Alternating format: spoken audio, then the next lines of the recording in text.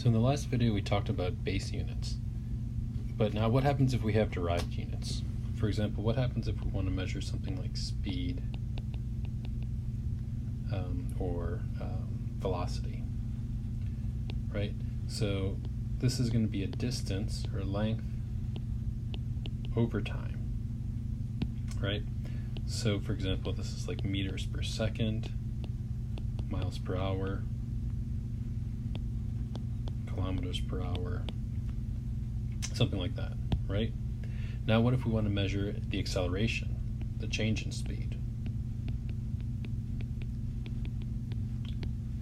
Well, since it's a change in speed with respect to time, this is a length divided by time squared. So this is something like meters per second squared, maybe feet per second squared.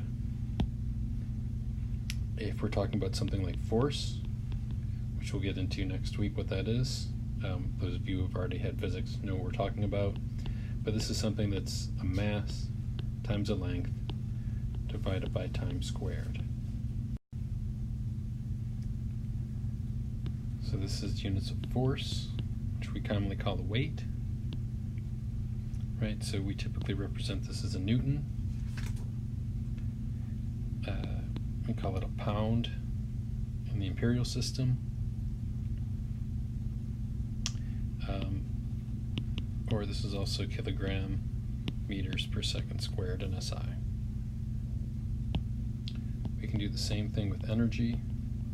Again, we'll talk about this very shortly in a couple weeks. So energy is a mass times length squared divided by time squared.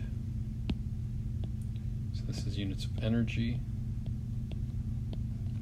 right? Energy, we could also call that a force times a length,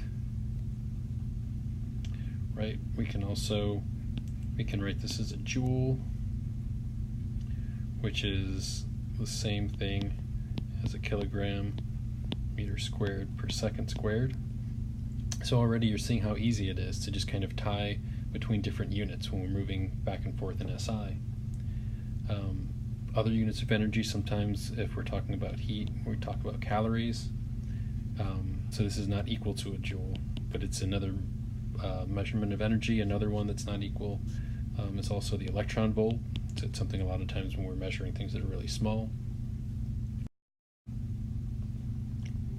And that gives us, a rough idea of how we build some more derived units. So other quantities, so these are all physical quantities, right? Energy is a quantity we can measure, force we can measure, acceleration we can measure.